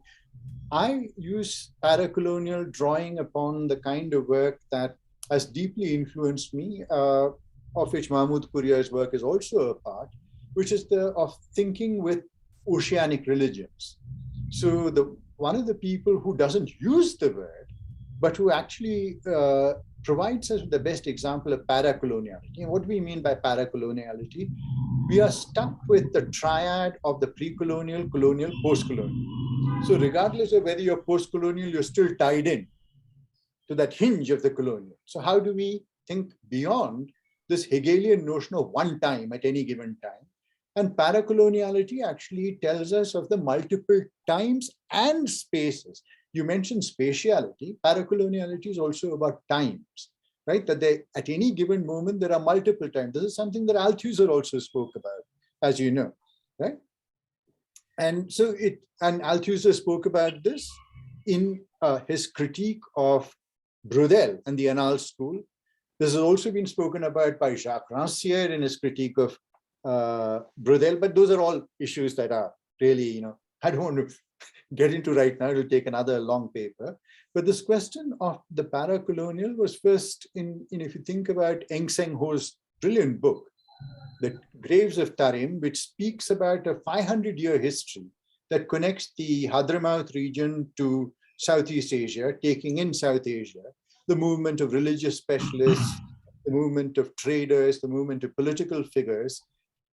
And this precedes colonialism, exists alongside colonialism, and continues beyond colonialism, right? It is a time that sits beside and exceeds that of the colonial. Right? So we have to think about another category rather than merely the pre-colonial, colonial, post-colonial that is given to us from the political economy of Euro-American social thought. So that's where paracolonial, I think, is an idea that I'm trying to work with right now.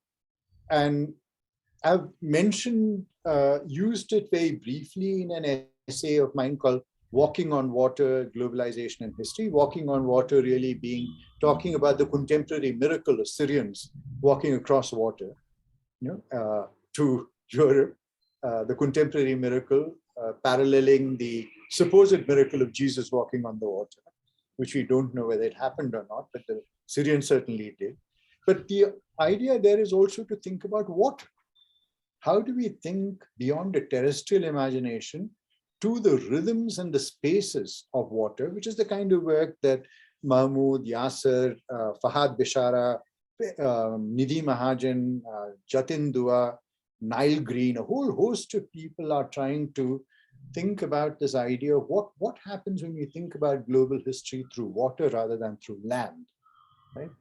Through a terra infirma, as it were, as opposed to a terra firma. Right? That's a long answer to very two precise questions, but thank you, and it's good to see you again, because you introduced me to the works of Patovka, the Czech philosopher, Yes. when I was in Hyderabad. Yes. I'd never heard of him until you mentioned him to me. I hope you're well. But, Yes, thank you. Yes, doing well. Thank you. Thank you very much. All right. I think if anyone feels like if there are questions in the chat box have not been answered, or okay. The question from Dania. Yes. Yeah. Please. Thank you. So I'm not I'm not a historian, I'm a lawyer and I work in law and economics, and my area is sovereign debt. And so I've been thinking about, apart from the philosophical and anthropological discussion, which I found really rich, and I've already taken it up as a possible methodology for disobedience. But I was really thinking about the ethics of working as an academic in the global north about the global south. And I get the point about when you're talking about social theory, that work needs to be done, and that's exciting and rich in terms of working with words and the way in which you've described. But at another level, the flip side of it, that work is already being done, where it's very meticulously monetized. There's a consumer market for the work we generate through outputs and publications, impact, promotions, and the wider kind of economy, political economy that we sustain with the work. So recently, a few colleagues from different universities in the UK, I work in Glasgow, and we've been talking about the ethics of this, and whether one of the things that struck me from your presentation was whether this idea of things not being translated, and Glissant's phrase, is actually quite imperative to kind of sustain the work we do as an ethical project, where there's certain things that we will not say and we will not speak, though we will do the work. So I just want, I would like your views on this, because in terms of, so it's slightly taking it away from the theoretical discussion, but just the ethics. I think these are very important questions. Thank you, Dani. They're very important questions because they go to the heart of the very enterprise of why we do what we do and what we do as well. So this question of talking back, now why this question of doing the work, right, and creating these conversations is also part of a political project of talking back, of creating an alternative space of concepts and conversations to sit alongside the dominant hegemonic conversations that are available. So when we talk about democracy, and this is something that plagues me when I'm in the Department of International Relations right now. I was in a Department of History earlier. And the idea of international relations is a subject that is governed by the idea of an ideal space somewhere, right?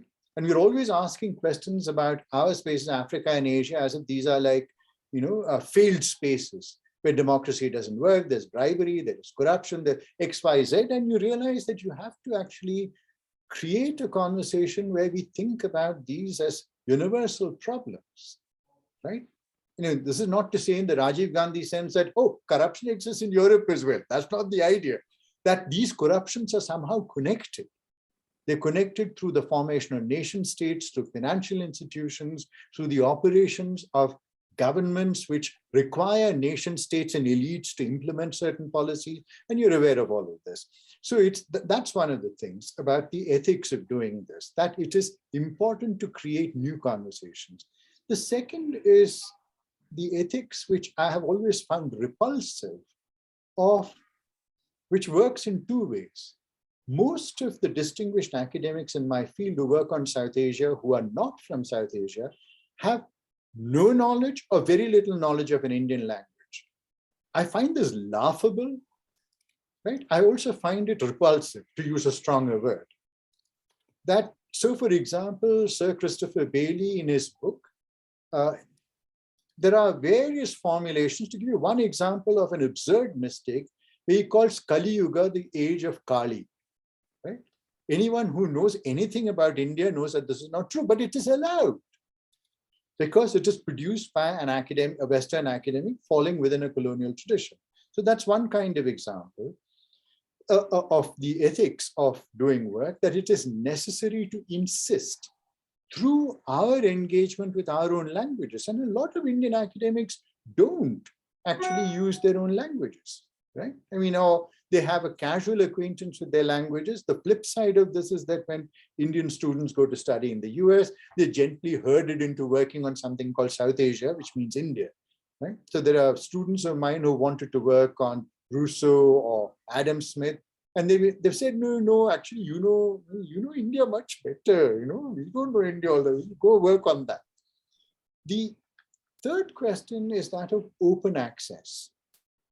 This question of translatability, of making and creating conversations and creating a space of knowledge across languages is also connected to this idea of open access. Because the publishing industry is a profoundly predatory industry. This Routledge book that we have published can be afforded only by very few people, can be afforded by people who are probably not interested in this conversation. So the first thing to do is to put it up on a pirate website, right? So it's available and to advertise the fact. And so something like LibGen, b-ok.org, these are the truly democratic spaces within which conversations are happening, as much as academia.edu, which is increasingly getting monetized, ResearchGate. So no sooner do I publish something, I immediately put it up on ResearchGate so that everybody can have access, that they don't have to pay $40 to download it. I have to pay $40 to download my own article. So this question of open access, democratization of knowledge, and all of this may seem illegal to those largely governed by bourgeois norms of comportment, those who have odukam in the academic space. Think about this wonderful judgment. When I used to teach in Delhi University, every book that came to the library was immediately photocopied at the Christian colony, which is around the corner, and these books were made available. So the book went into the library, people who could read it in the library, those who wanted to purchase it went to the photocopy shop and purchased a photocopy. At the heart of it was Rameshwari photostats at Delhi School of Economics. Taylor and Francis, Oxford University Press, Springer, all of them went to court. Like these corporations went to court against a small photocopy shop. And you can see this case on the internet to say that they shouldn't be allowed to do this. The Delhi High Court said that the right to information is part of the right to life. A more profound judgment couldn't have been delivered. They threw the case out of court. And this is something that we need to think about from our spaces. Very often we are caught up in ideas of comportment that come from elsewhere, right? And we have all of these attitudes, piracy is bad and this, that, and the other, and profit. I have not made a single paisa from any book that I've published. I never shall, right? The university pays me a salary. Research institutions give me the money to do my research. And who benefits from this? The publisher. Right? Publishers get free research. We are working for free. We are wage slaves to the publishing industry. And yet we impose on ourselves a certain ethics, which is incomprehensible to me. So there are multiple questions of ethics here, but the fundamental ethics is that all knowledge should be accessible to everyone. Just as much as the Freedom Charter of South Africa says, South Africa belongs to anyone and everyone who lives in it. Right? So it's not about citizens and strangers and so on and so forth. So I think these are all connected by a scheme of democratic belonging in the universe. I mean, I'll stop there. I just wanted to add to what Dilip just said shortly. Just in terms of both ends, responding, Dania, to what you were talking about in terms of ethics and what I picked up from your question around these conversations.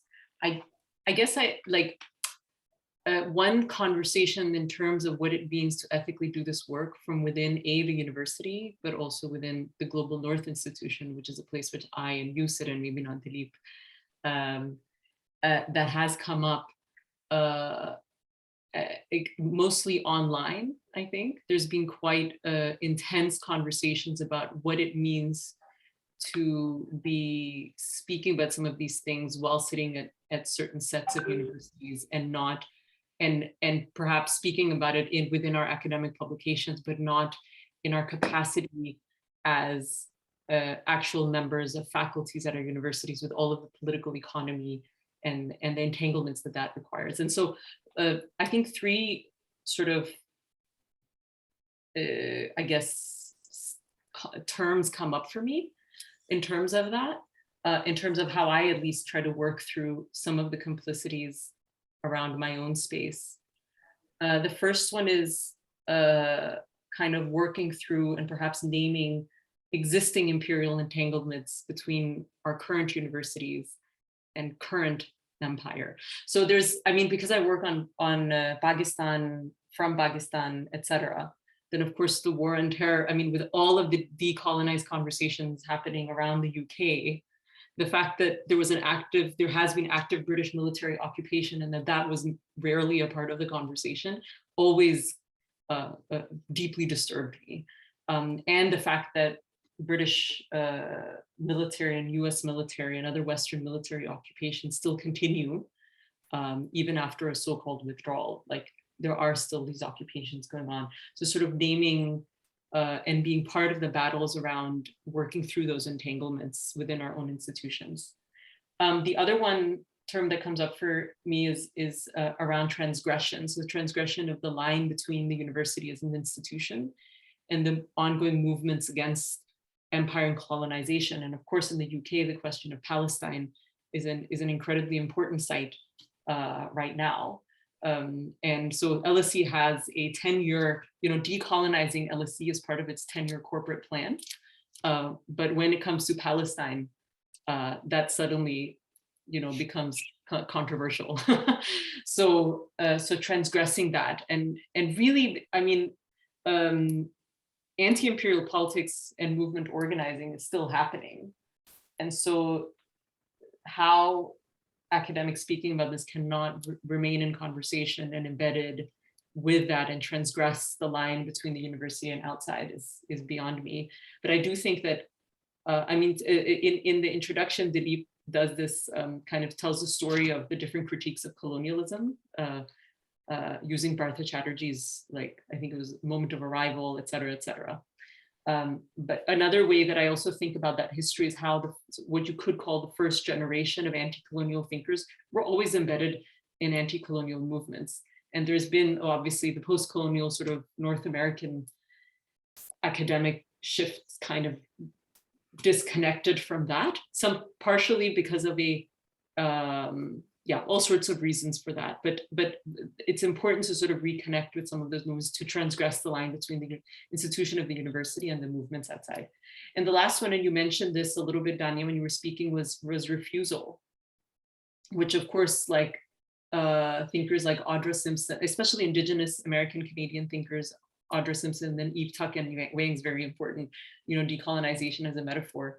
But also, I think they have an article called R for Refusal and Research, which is there are just certain things that you then don't integrate into academic, into that what we will then also gain, research points for because of ethical commitments to the politics itself. And I think just Mahmoud asked the question on the chat that I just quickly about, there are so many people from the South in the North now and who claim that as well. And I think that for me, I think it would be remiss not to acknowledge that there are, we've all seen, some of our colleagues who claim the intellectual project of decolonization, but then when a decolonial movement, student movement, political movement, or critiques actually happen on their campus, take the side of the administration. or of what would be part of the sort of colonial assemblage of power. And they can sometimes, have brown and black faces while doing that, while others don't and put their careers on the line. And I think that for me, the ethics comes around that, a willingness to sort of putting that at the risk, risking, of remembering that this intellectual project of decolonizing is also a political project that's still very much alive now. And requires quite a bit of risk. And I think especially even in India, I mean, you're absolutely right, Dilip, the difference between the Hindutva project and the one you're doing is quite obvious. And especially, I guess, with the attacks also in Indian universities, it's also, similar kinds of risk taking also takes place there. Ufira had a question, I thought. Well, yeah, I'll just be quick. It's just something that kept on coming up with the questions through your talk, and this whole challenge of, how to deal with theory within the academia. And since Mahvish mentioned Palestine, I just have to, it seems like I have to spit it out. So a Palestinian friend of mine calls it the Khawaja complex. It's like, if I translate it into an Indian language or Malayalam, it would be the Saipa complex, which I think, Saipa complex, right? Which is the colonized, if I can explain it in a simple way, the colonized basically adopts the perspective of the colonizer. And since we are in a process of 200 years or 100 years in West Asia and Kerala, actually 400 years, there is this kind of tendency to think, yeah, actually, the colonizer's culture or, position or knowledge system, in our case, it's academia, is better. It's supreme, and I should adjust my mind and my life and my politics and my society and into the ways of my culture, basically, right? You will meet people who think that, Western music is superb compared with, I don't know, Makam or Raga or folk songs. So this is, I think, all the comments about the issue of our position within this is the heart of the challenge, I feel. And maybe you can just, what do we do with the Khawaja complex or the Saipu complex? Actually, Mahmood, can I just say 3 or 4 things, and then I think I'm kind of first you, and then Mahvish can have a sort of like a concluding remarks before we. And I think this thing of if there are, from just taking on from what Ufira said just now, if one's idea of intellectual production and producing new kinds of knowledge is governed by E.M. Foster's idea of only connect, right? That you only need to connect and create conversations across spaces. To go along with what Ufira said just now about the Saipa complex, in addition to that would be the idea of never succumb, right? So only connect, never succumb. And the idea of resistance intellectually to a kind of political economy of intellectual production is something that we need to do. The second thing is with regard to theory. And I think there is a way in which we grew up with a sense of inferiority in our spaces. And Mahvish knows here what I mean by our spaces. I won't qualify that. Is the fact that we feel that what we live in is a vast empirical thicket, a jungle, right? That there are many experiences, there are many things that we know, but we don't have theory, right? It's the other sign of lack that is the colonial wound, right? We don't have revolution, we don't have capitalism, we don't have Marlon Brando, we don't have, go on, the list is endless, right? And we also feel that we don't have theory, and the theory has to come from somewhere else. That theory is produced by Derrida, theory is produced by Foucault. To give you a very plungent formulation, one of the things, this is connected with what Varadarajan asked me, I realize as I have in this journey, right, as I moved away from the textual to the demotic, I'm increasingly thinking about the limits of this and thinking about ways of engaging which are about engagement with other cosmologies, where people see ancestors, gods, snakes, jackals, lions as part of their field of thinking. There is no distinction between the human and the non-human. And we have to produce a theory that is not anthropocentric alone. What I have done in this theory, in this book, is an anthropocentric kind of theorization, albeit it is resistant to certain forms of thinking. So let me read you a sentence which actually made me wake up. A very simple formulation by an indigenous native thinker from Canada. Her name is Leanne Betasamosake Simpson. So if you look up Leanne Betasamosake Simpson on Google, you'll find her works. This is from a book titled Dancing on Our Turtle's Back, right? Already there is a sense of estrangement, I'm sure most of you feel, dancing on our turtle's back. And she says, what is theory? Right? The question is, what a theory in its most basic form is simply an explanation for why we do the things we do. That's all you need to know. That's all you need to know in order to depart. Right? So theory in its most basic form is simply an explanation for why we do the things we do. That's the second thing. The third thing is a question that's a very important question, and I'll stop with that, which was raised at the end by Ejin, where he asked the question of authentic translation. How do we create these translations? And I think this is an important enterprise. And this takes us back to the Meiji Restoration. So in 1868, when Japan had the Meiji Restoration, one of the ways in which Japan stood up against colonialism in all its forms, right? The subsequent history of Japan is another history, but that's something we won't go into here. But at that point, as it tried to forge a distinct identity, in the universities, there was a very simple yet profound program that was introduced. Any student doing a master's would translate one Western text into Japanese. Okay? And then that would create conversations as about words, about concepts, about the validity of those universes that were being translated into Japanese. And over a period of time, the Japanese translation industry is one of the most advanced. People read Hegel in Japanese, people read Marx in Japanese, people read Derrida in Japanese. In Kerala, we are almost there, but not yet, right? We read, at least literary production, Thomas Tranströmer, when he got the Nobel Prize. I hadn't even heard of him, but already a Malayalam translation was available of this Swedish poet.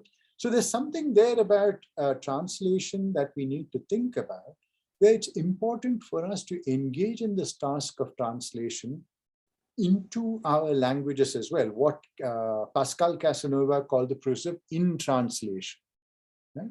Where it is, we do not succumb to the awe that we feel for, you say, Hegel with an intake of breath, or Derrida with, has people who study classical music to, holding on to your ear, right? We kind of normalize them and relativize them in relation to our own traditions. So that's what we need to do. And the final point is the question of space. Right? One of the conventions which has become a convention, right? You go to Australia, you go to Canada, and universities are saying, we are now on territory that was once occupied by XYZ tribe or XYZ Indian. And for me, this has become so formulaic because the people who are saying this have not bothered to engage very often with any of the indigenous inhabitants or know the language of an indigenous inhabitant. But this is something that we need to do in the USA, in Israel, and in India, that we are on the lands of others, right? We are on the lands of subordinated people and subordinated knowledges. And what Foucault calls the insurrection of subordinated knowledges is something that's not only about our relation to the West, but our relation with people that we live around us. And that's really where we need to start. And that's where Ambedkar comes back in, that long neglected figure in the study of India. Right? I'll stop there. Mahvish, would you like to share some concluding remarks? And then, Sure. Thank you so much for a fascinating conversation and everybody's questions.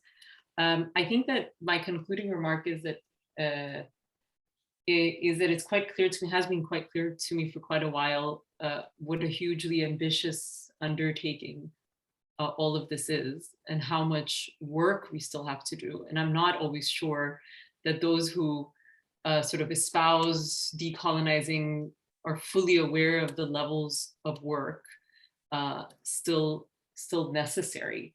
And I think that part of what makes that work difficult is, of course, what Dilip, you just spoke about, and which Ophira just asked about, which is this feeling that where it is that we must do our work is characterized by lack. But I think another side of that for many of us is kind of the trepidation and maybe even the shame of turning back to those places and feeling like that we have been orphaned somehow of them. That because our education, you know, I got my PhD in English, for example, I write academically in English. My dream is to be able to write an academic paper, proper academic paper in Urdu. Not that that gets done very much, but with all of these vocabularies, I mean, while I can write in that, most of my Urdu writing is, or Urdu thinking, Urdu speaking, has either the cadence of family language or political language, so communist organizing. So, but what is, you know, what would it mean to do that? And I think both in terms of turning back to the languages that many of us grew up with, but also turning to each other's languages. So I know, Dilip, that you took a Zulu exam because you posted it on Facebook. So, you know, like, and also like, I mean, we've been so, there was a friend of mine, a wonderful friend, Lynn Osome, who was at Makerere before, I think is in Johannesburg now, Kenyan. You know, when I was talking to her about, you know, how will I allow myself to begin to think about South Africa as I move there? And she's like, but we have to allow ourselves to, you know, think about each other's spaces, also spaces that, you know, aren't just, you know, Pakistan in my case or India in your case, but do that shift so that it isn't just, you know, the sort of Western, the white man who gets to cross boundaries, but also that we also cross boundaries. I really like the introduction of the chair in the beginning, where I think either he said or somebody else said that we hope that this institute, which iShore, also, I think it was Devya, anyway, somebody said that we hope that we also hope to foster an environment where people who are not from Kerala want to come to Kerala and work there with us. It was Divya who said that, yes. Yes, it was Divya who said that. So yeah, I think we have huge amounts of work before us. Thank you. wonderful. This has been very enriching discussion. A lot of, you know, a lot of thoughts that we can, you know, build upon as we move forward. We have, you know, gone beyond almost 1 hour beyond our scheduled time, primarily because this has been a wonderful discussion, and I'm extremely grateful to both Professor Dilip Menon and Dr. Mahvish Ahmad for sharing their thoughts, and also for all the participants who stayed with us until the last minute. Finally, I invite Jitin, who is a student, master's student at the Department of Malayalam at Sree Sankaracharya University in Koilandi campus. Jitin.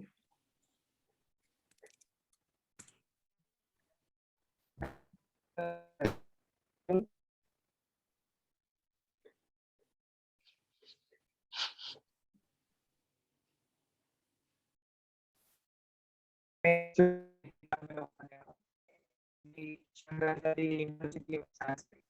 I'm very happy that women has organized Can't hear.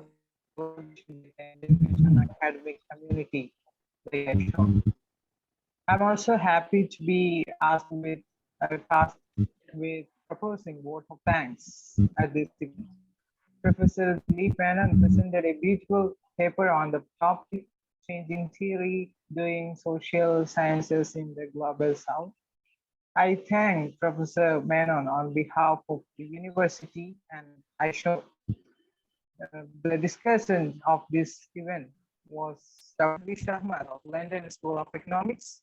I thank her for adding valuable insights into the topic. This session was chaired by our own Dr. MC Abdul Nazar. Thank you, sir. Our sincere thanks to Divya Khanna, our other ISOR members, and all the participants of this session, and those who left their valuable comments. Once again, thank you all. Thank you. With this, we conclude. Yeah. बहुत शुक्रिया महविश आपके भी और ഒരുപാട് നന്ദി Dilip sir. With this, I think I'll conclude. I'll end the session. Thank you. Okay, bye. Bye, everyone.